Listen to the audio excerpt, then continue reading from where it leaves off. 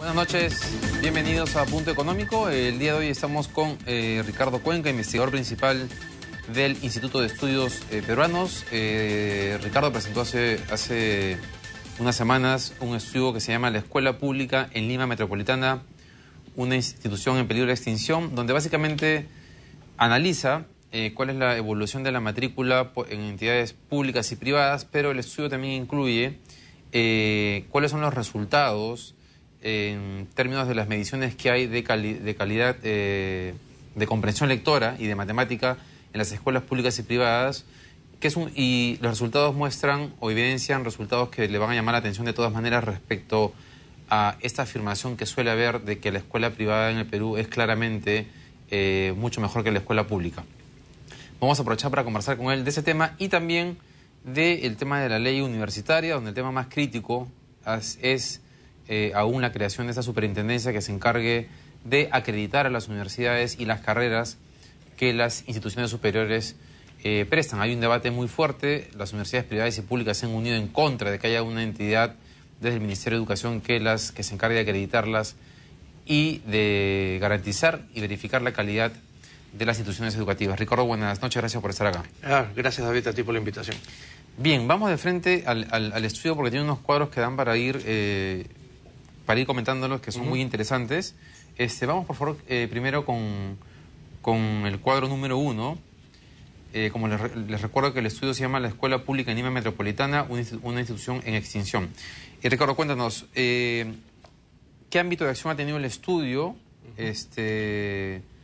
Digamos, el tamaño de la muestra y cómo ha sido ejecutado, para pasar un poco a que nos expliques este primer cuadro. Bueno, este estudio lo que quería era prever cuál era el futuro de la escuela pública y la matrícula pública en Lima Metropolitana, ¿no?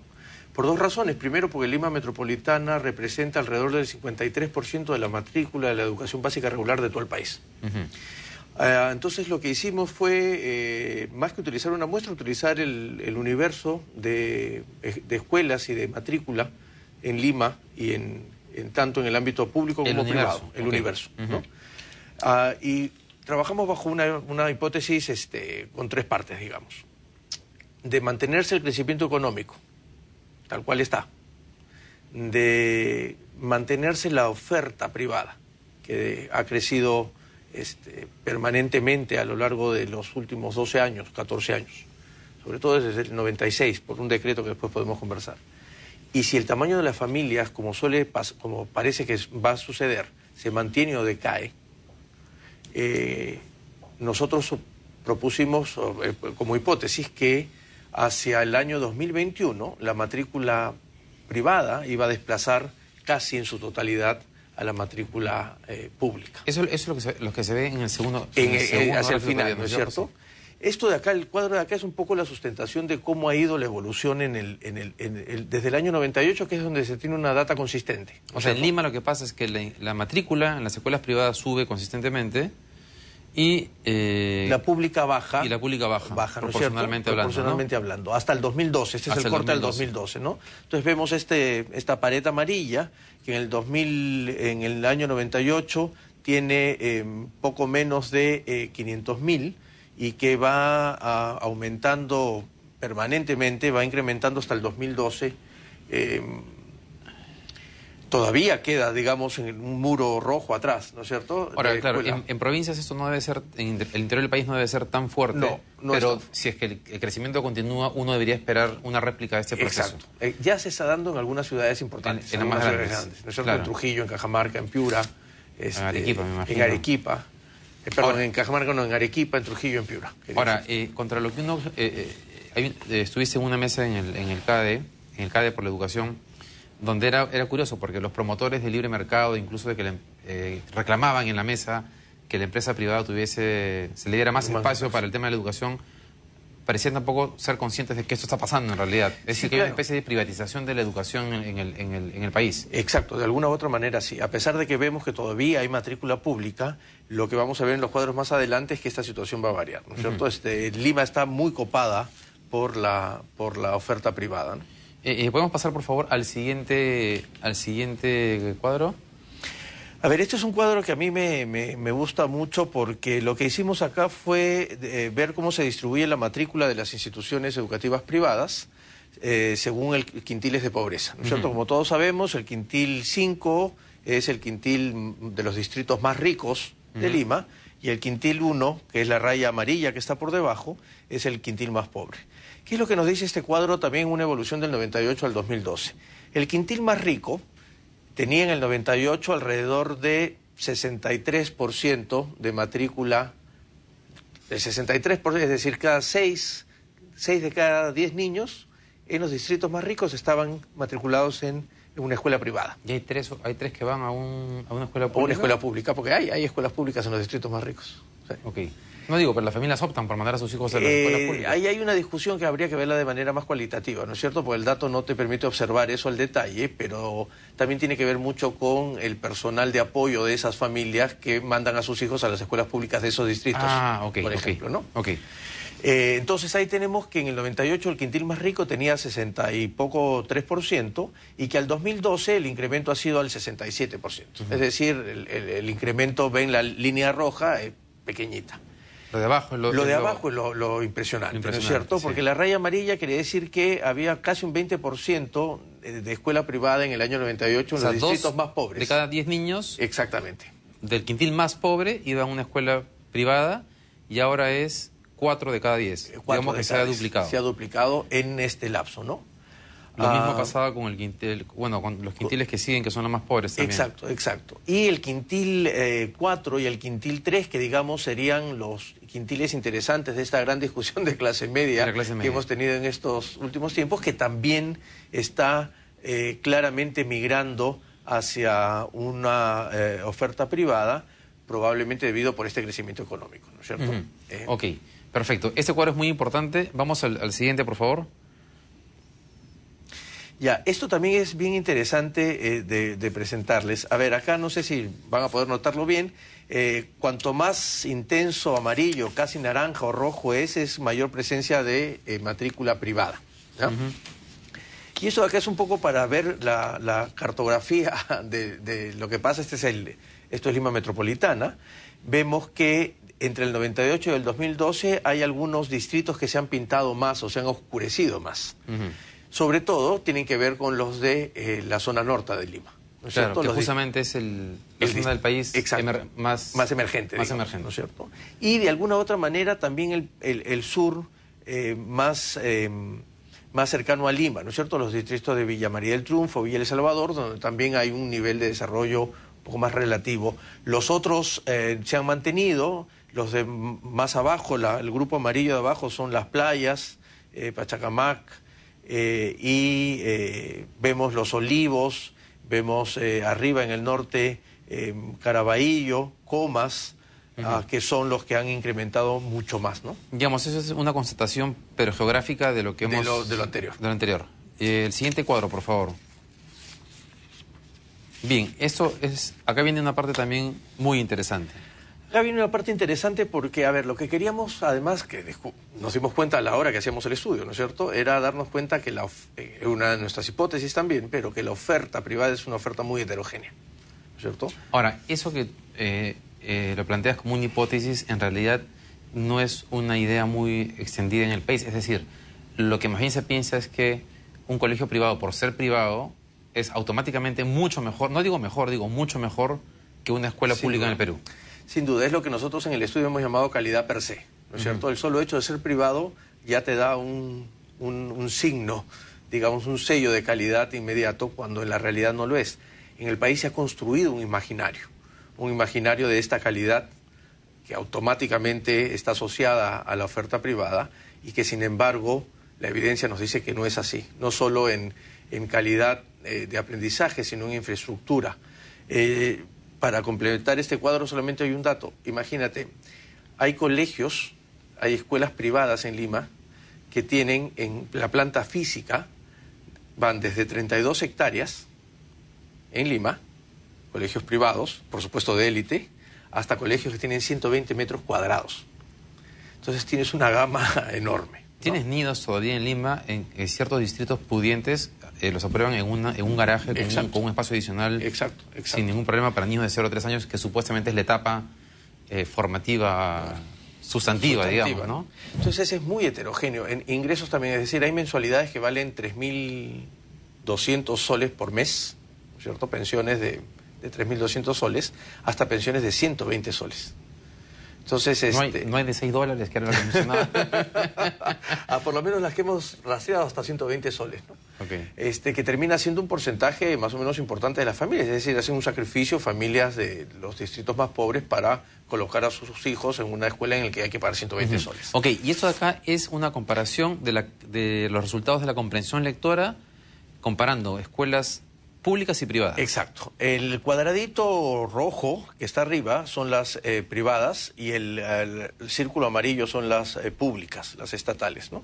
Esos son los resultados oficiales del Ministerio de Educación. Están también ordenados por distritos digamos, el más rico al menos rico.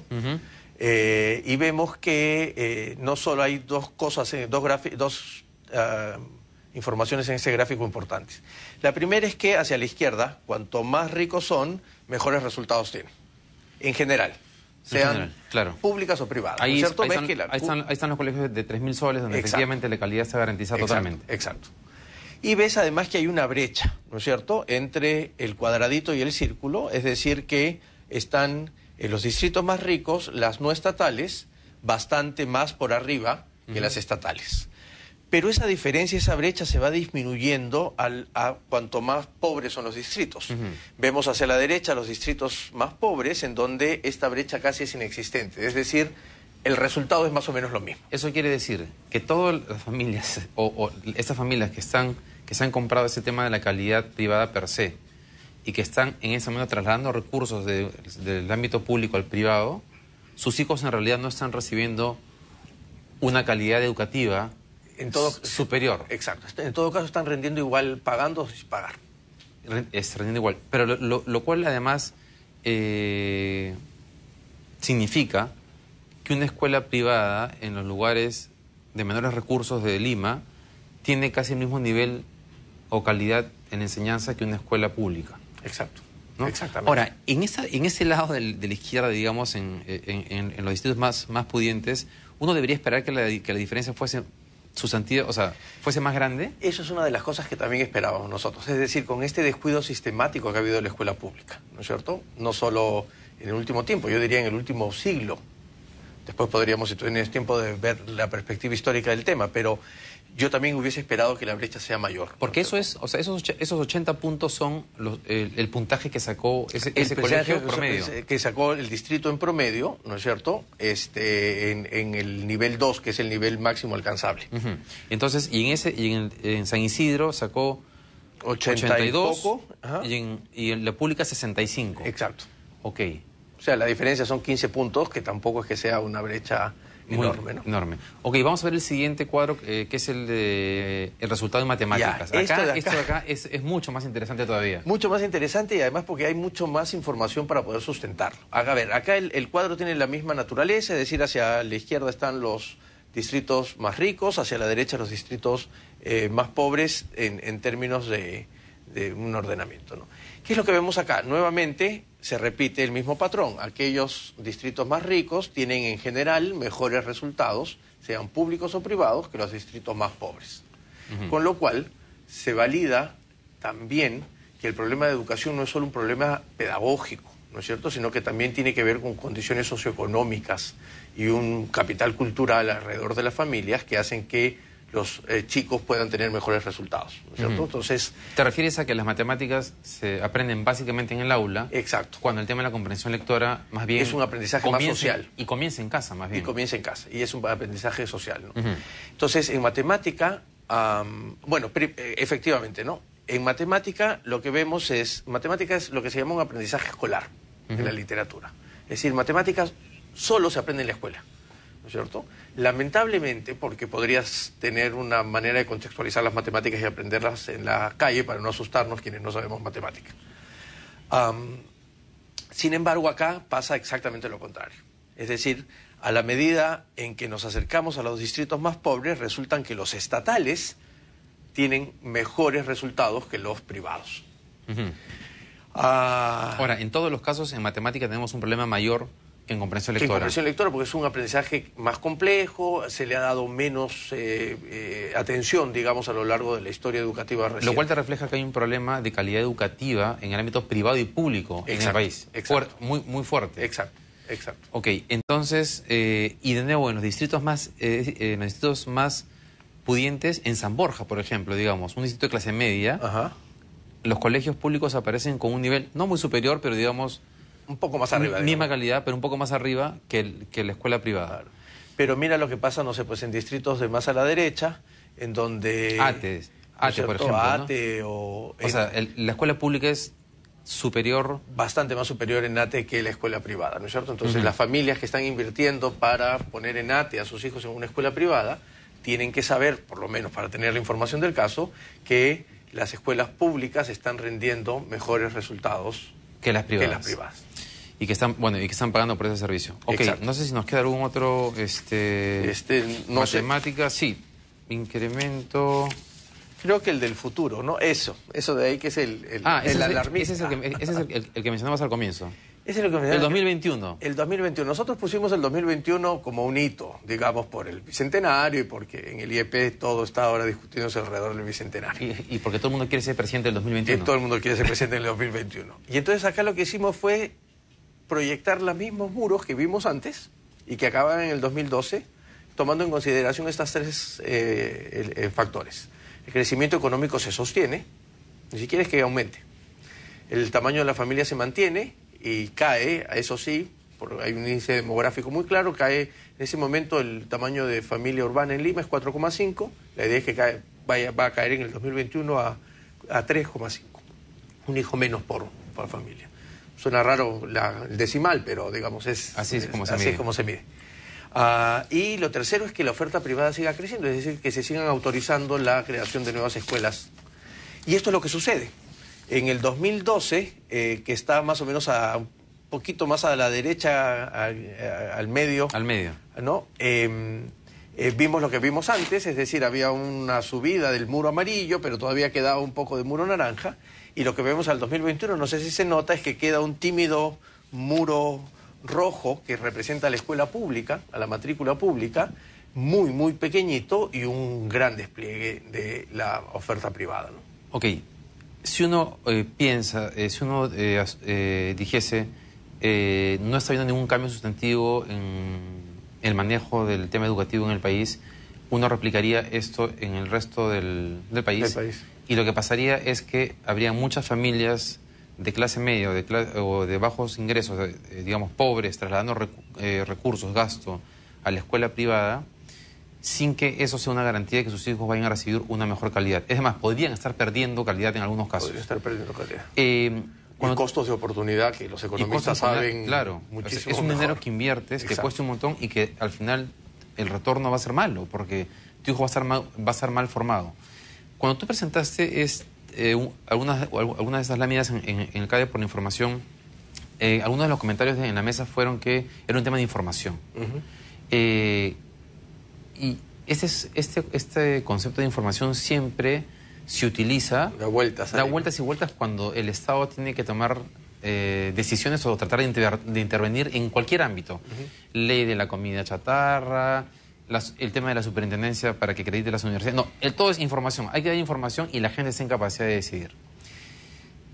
¿Es suficiente el tema de la información? Digamos, la experiencia internacional, ¿qué cosa demuestra para tener un parámetro de acción? A ver, tres cosas muy puntuales. La primera es que hay la forma de regular calidad para servicios sociales, como la educación y la salud, ha pasado por esa discusión que termina siendo bastante más doctrinaria que con evidencia. ¿Qué quiero decir con esto? Que los modelos que han apostado para que las propias instituciones regulen su calidad, es decir, un proceso de autorregulación en libre competencia y que traten de hacerlo, no ha terminado de funcionar, ¿cierto? Porque ¿te refieres en el Perú o en general? En general, por lo menos en América Latina, en América Latina, ¿no es cierto? Porque la discusión de escuela privada y escuela pública en Europa es casi inexistente, ¿no es cierto? El segundo elemento es que quien regule la calidad sea el mercado. Y de eso también hay mucho escrito, ¿no es cierto? Inclusive gente que cree mucho en el mercado ha identificado un conjunto de variables que pertenecen a las famosas fallas del mercado, que en el caso de educación hacen particularmente carne, digamos, ¿no? No hay información, la calidad del producto la vas a ver al terminar el asunto, con lo cual ya no hay vuelta atrás. Hay un conjunto de no observables. Claro, no es un producto estandarizado, no es que voy a echar gasolina, comparo este grifo con este de acá. Es un tema que te das cuenta a lo largo del tiempo si efectivamente funciona o no. El Estado no puede tener un contrato completo, digamos, de regulación porque no sabe el producto que le va a... Entonces hay un conjunto de elementos que hacen que estas fallas del mercado, en el caso de educación, realmente sean visibles. La tercera opción es que la regule el Estado, ¿no es cierto? Y la pregunta es cuánto la regulo y cuánto permito para no interferir con la iniciativa privada. La discusión en los países, inclusive en países como en Chile, ¿no es cierto?, que optó por las primeras opciones, la autorregulación y la regulación por parte del mercado, empiezan a dar cuenta que tampoco han tenido resultados educativos y se necesita un Estado que, con las discusiones del caso, para que no se asusten quienes creen que eso es intervencionismo, pueda velar la calidad y regular la calidad de estos servicios. Y alguien tiene que decir, esto es lo correcto y esto no. Tal vez primero teníamos que quitarnos el mito de que toda intervención pública es mala per se. Exacto. Porque ese es un concepto que se ha extendido demasiado. Y que no se ajusta a la realidad. En el Perú, porque ni siquiera en toda América Latina. No, en el Perú particularmente se ha logrado insertar esta idea en la cabeza, ¿no? Y bueno, y se sigue repitiendo hasta ahora. Esto nos lleva al tema de la universidad, porque... Es un traslado de la discusión. Es un traslado, sí. ¿no es cierto? Porque en la ley universitaria, el tema más crítico se ha convertido en el tema de esta superintendencia que se va a encargar de acreditar a las universidades. Es decir, el Estado, el gobierno, el Congreso está optando por la tercera opción que tú has planteado. Que el Estado intervenga directamente acreditando aquellas universidades que son buenas o malas para otorgar permisos y también en las carreras, ¿no es cierto? No, en las universidades. Son universidades. Sí. Ok. ¿Cuál es tu posición respecto a ese tema? ¿Crees que es la mejor salida en el caso de las universidades como también para la escuela en general? Sí, yo creo que sí. Creo que sí porque, a ver, esto de acá tiene que, y permíteme 2 minutos solamente la explicación más aburrida del caso, que es la más conceptual, pero creo que es necesaria. América Latina y el Perú entró a un proceso que se llama masificación de la educación superior, es decir, una expansión desordenada de la oferta de educación superior y una matrícula que crece cada vez más por 2 razones. Primero, porque hay una clara compromiso de los estados por extender la secundaria y tratar de ampliar, y por lo tanto hay cada vez más jóvenes que terminan la secundaria y son potenciales estudiantes de educación superior. Esto no pasaba antes de los años 90, ¿no es cierto?, donde la matrícula de secundaria todavía era muy restringida, llegaba al 50% como promedio general en América Latina. Al alcanzar casi el 100%, hay más chicos que quieren estudiar y entonces se abre esta oferta. Y el segundo elemento es que en América Latina, a partir de los años 90, hay unos procesos de liberalización de la oferta educativa.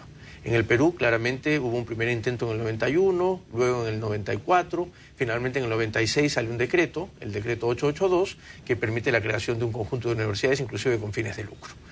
Ante esta situación, hemos tenido una explosión desde el año 98 al 2012 también, que se han creado alrededor de 7 universidades por año, en promedio. De esas 7 universidades por año creadas, 6 son privadas. ¿Cuántas son de Acuña? Una por lo menos. 6 son privadas, ¿no es cierto? Y una pública y 6 privadas por año. Una pública y 6 privadas por año en promedio. ¿Esto qué significa? Que es verdad que se ha democratizado, que es la otra, digamos, la cara buena de la masificación, ¿no es cierto? Se democratiza el servicio y hay más personas que tienen mayor posibilidad y oportunidades y acceso para poder hacerlo. Sin embargo, este crecimiento desordenado ha sacrificado calidad. Y entonces, ¿quiénes son los que autorizaron a partir del año 96 en adelante la creación de nuevas universidades? Una instancia creada para esos fines sobre la base de la Asamblea Nacional de Rectores, que es el CONAFU, Consejo Nacional de Funcionamiento Universitario, si no me equivoco.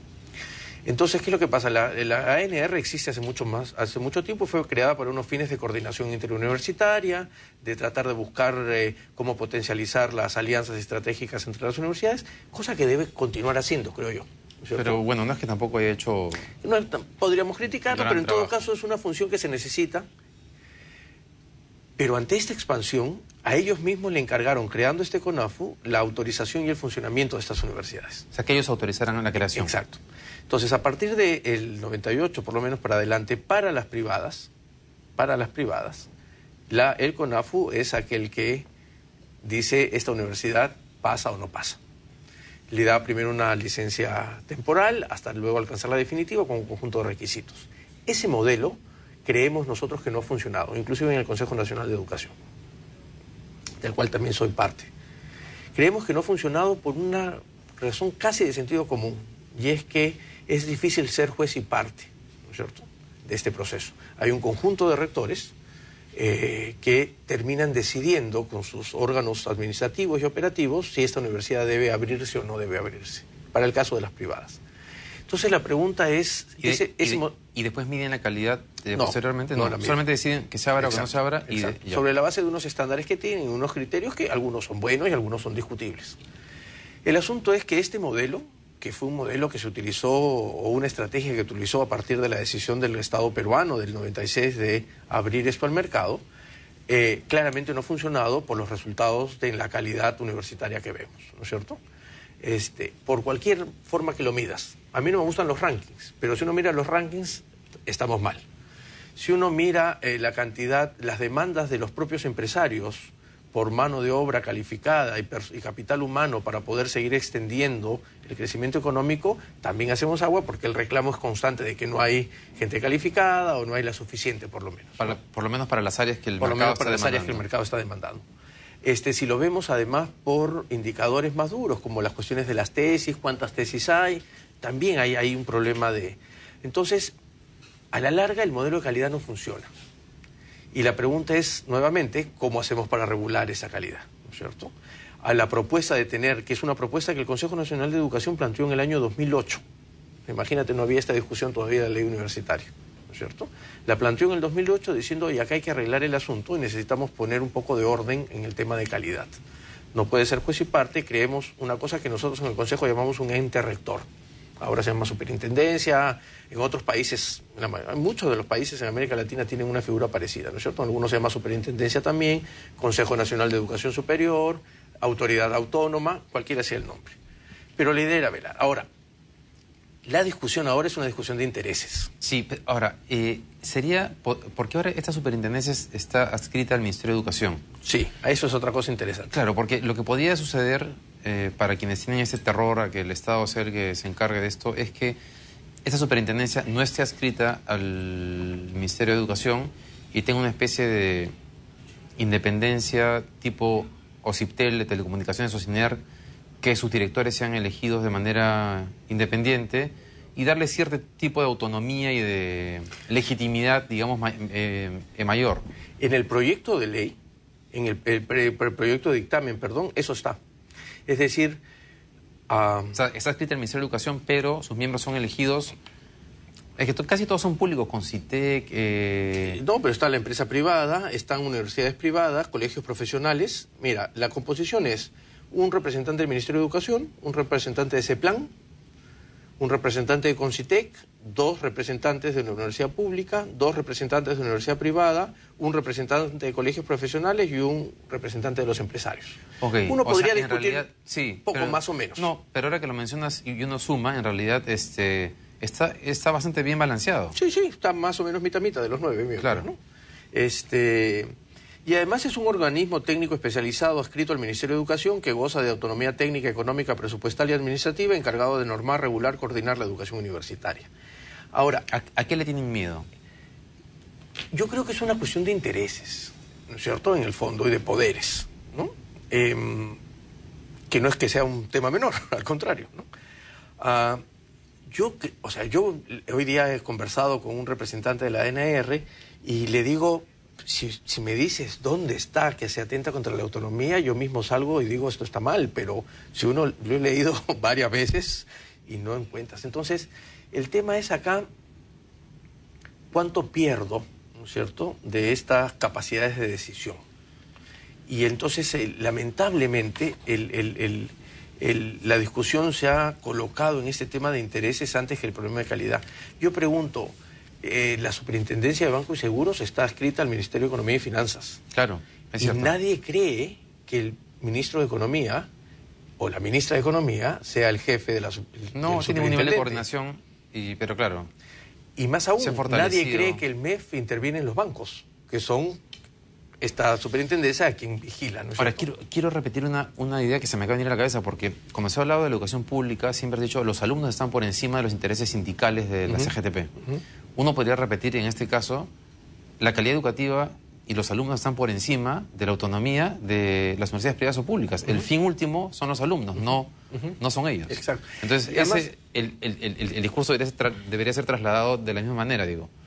Sí, y además porque yo creo que eso ya es por una cuestión más académica, deberíamos tener una oportunidad de discutir la noción de autonomía, ¿no es cierto? La noción de autonomía surge a principios del siglo XX, en esta famosa Revolución de Córdoba, porque el continente entraba en este proyecto de modernidad y requería en ese momento escindirse del Estado y del tutelaje del Estado claramente, que antes intervenía en qué se enseñaba, para poder ofrecer alternativas para insertarse a este mundo, a este proyecto moderno en el que se estaba.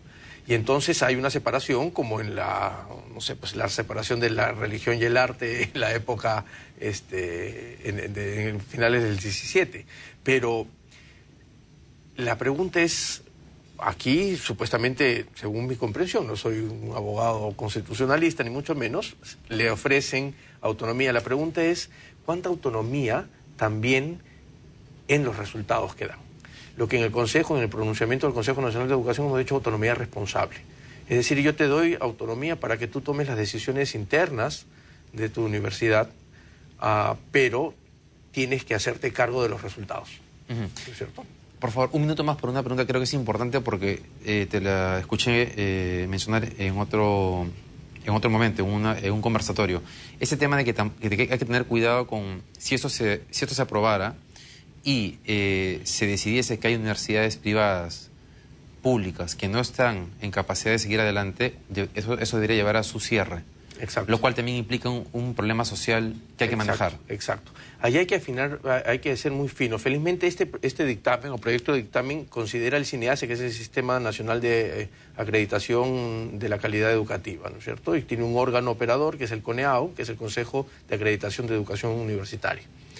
Y ahí tienen que afinar muy bien, porque, a ver, en el año pasado en Ecuador, por decisión no de un colegiado, sino del presidente Correa, se cerraron 14 universidades en el país. Seguramente de mala calidad, no conozco en detalle lo que sucedió.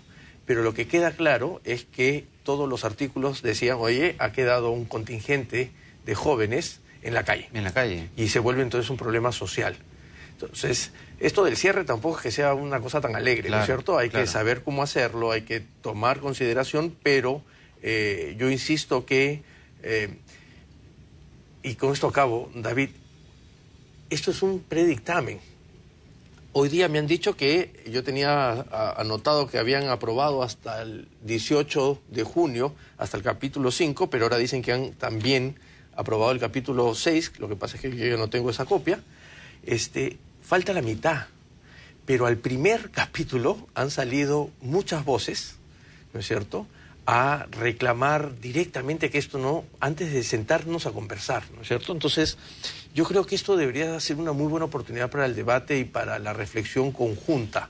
Fíjate que quienes no estamos vinculados a la universidad, el Instituto de Educación sobre la Universidad, que dirige Manuel Burga, nosotros en el Consejo Nacional de Educación, yo mismo en el IEP con mis trabajos, hemos salido a decir, oye, esto parece el camino, ¿no es cierto? Quienes han salido rápidamente al embate del asunto son justamente los rectores y las universidades, porque creen ver afectada su autonomía y su capacidad de decisión. Bien, Ricardo, muchas gracias. Solamente esperemos de que estos intereses particulares que hemos conversado, que comparto contigo, que es el punto de fondo, no terminen trabando una reforma que es tan importante para el país. Sin duda. Pues eso sería increíble. Bien, Ricardo, muchas gracias. A ti, muchas gracias.